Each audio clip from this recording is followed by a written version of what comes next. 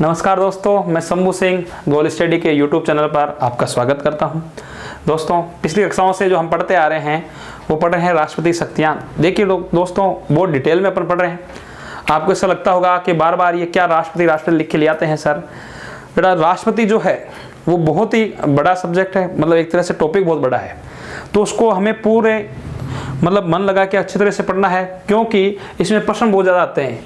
राष्ट्रपति संबंधित अनुच्छेद पहुंचे जाते हैं, राष्ट्रपति संबंधित राष्ट्रपति शक्तियां होती है, प्लस इसके आगे जो हम पढ़ेंगे, अभी तक तो राष्ट्रपति की शक्तियां बहुत सारी है और शक्तियों के अलावा हम डिटेल में पढ़ेंगे। आज तक भारत के कौन कौन राष्ट्रपति बने उनके बारे में भी हम अध्ययन करेंगे।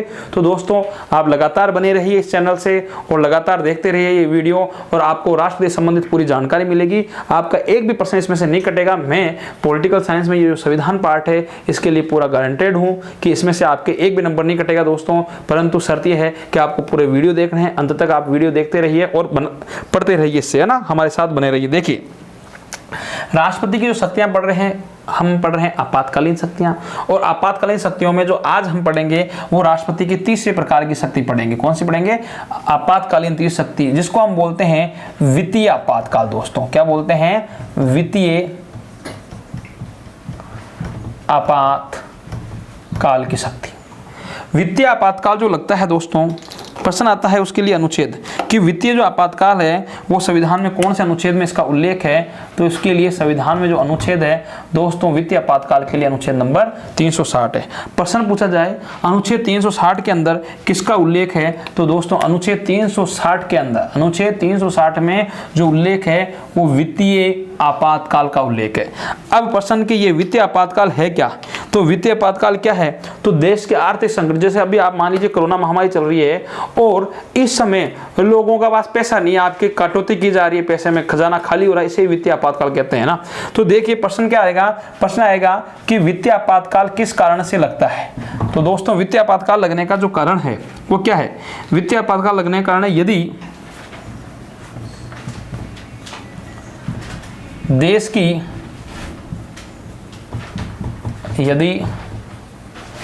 की आर्थिक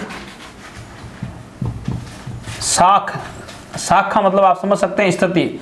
यदि देश की आर्थिक साख या आर्थिक स्थिति, आर्थिक साख को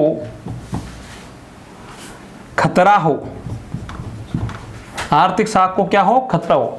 यदि हमारे देश की आर्थिक स्थिति बिगड़ जाए, क्या बिगड़ जाए? देश की आर्थिक स्थिति, आर्थिक साख को खतरा हो कि देश के अंदर क्या पैसा नहीं हो, कुल मिला के आप मतलब पैसे की वैल्यू गिर जाए। आप पढ़ते होंगे कई बार कि डॉलर के बराबर पैसा नहीं रहा, मतलब आप डॉलर से हम तुलना करते हैं कि $1 बराबर 75 रुपये, मतलब आप 75 रुपये दोगे जब $1 आएगा। तो आप सोचिए, मतलब स्थिति बहुत ज़्यादा खराब है। मतलब आप पैसे की वैल्यू गिरना, कहीं आप एक बोरी भर के पैसे लेके जा रहे हो और वहाँ एक कप चाय मिल रही है आपको, इसका मतलब कि पैसे की वैल्यू बहुत कम है ना। तो पैसे की वैल्यू गिर जाना, आर्थिक स्थिति खराब हो जाना। जैसे कि उदाहरण के लिए मैं आपको बताता हूँ, जैसे नोटबंदी हुई थी हमारे ना, जब नोटबंदी हुई तो आपका पैसा आपके पास बैंक में था पर आप निकाल नहीं पा रहे, पैसा था नहीं आदमी पास, शादियाँ हैं और उसके अंदर पैसा आप नहीं दे पा रहे, तो क्या हो गया? आपकी आर्थिक स्थिति खराबी तो हुई, देश की आर्थिक स्थिति खराब हुई, आपके पास पैसा नहीं है। क्या नहीं था? पैसा नहीं था किसी के पास भी। 2-2 हज़ार के नोट चलाए थे उस समय की बात है। तो वो आर्थिक स्थिति। वर्तमान में लॉकडाउन हुआ और ये महामारी हुई है ना, जो कोरोना महामारी, इसके कारण सभी क्षेत्र जो हैं आर्थिक स्थिति की, उनकी सबकी आर्थिक स्थिति बिगड़ गई। लोगों को क्या कर दिया गया? अपने उससे निकाल दिया गया, अपने व्यवसाय से बाहर कर दिया गया है। पैसा नहीं है गवर्नमेंट के पास देने के लिए, खजाना खाली पड़ा है, इसे कहते हैं आर्थिक संकट, है ना। तो ये आर्थिक स्थिति, यदि देश के ऊपर क्या जाए, आर्थिक स्थिति आ जाए, आर्थिक साख को खतरा उत्पन्न हो जाए, तो देश में क्या लगता है? वित्तीय आपातकाल की घोषणा की जाती है। दोस्तों, प्रश्न जो आता है, प्रश्न ये आता है कि इसकी जो घोषणा है वो कौन करता है? वित्तीय आपातकाल की घोषणा कौन करता है? तो दोस्तों, मैंने आपको हर बार ये बताया है, पीछे से पढ़ते आ रहे हैं कि घोषणा कौन करेगा? राष्ट्रपति करेगा। राष्ट्रपति घोषणा राष्ट्रपति किसके कहने पे करता है? प्रधानमंत्री व मंत्री परिषद की सलाह पर। ठीक है, मतलब वित्तीय आपातकाल की घोषणा कौन करेगा? राष्ट्रपति करेगा। किसके कहने पे करेगा दोस्तों? प्रधानमंत्री व मंत्रिपरिषद की लिखित सलाह के ऊपर करेगा। ये बात आपको क्या रखनी है दोस्तों? ध्यान रखनी है। अब इसको घोषणा कर दी, तो इस घोषणा करने के बाद इसका क्या होना आवश्यक है दोस्तों? तो इसका अनुमोदन होना आवश्यक है। क्या है? अनुमोदन।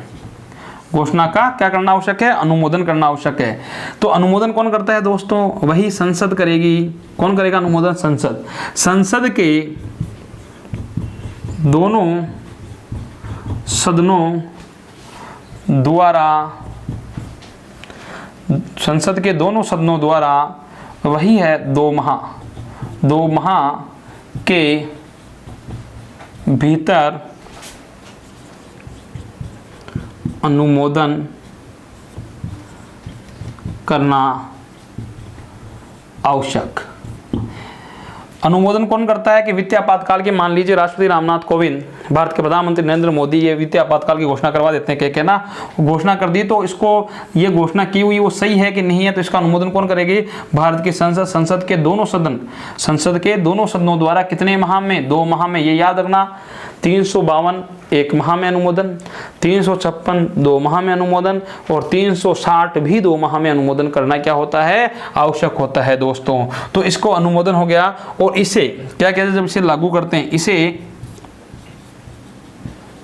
प्रथम बार में 6 माह के लिए लगाया जाता। इसे भी प्रथम बार में कितने माह के लिए लगाया जाता है? 6 माह का। यहाँ 6 माह वाली बात याद रखना। मैंने पढ़ाया था आपको अनुच्छेद 352 दोस्तों। 352 पहली बार में 6 माह लगाया जाता है, फिर 6 माह करके उसको बढ़ाया जा सकता है, उसकी कोई सीमा नहीं है। तो एक तो उसका ध्यान रखना। फिर आएगा राष्ट्रपति शासन, मतलब अनुच्छेद 356 पहली बार में 6 माह, और फिर 6 माह से 1 वर्ष बढ़ाया जा सकता है, और यदि चुनाव आयोग मना कर दे तो अधिकतम कितने दोस्तों? 3 वर्ष।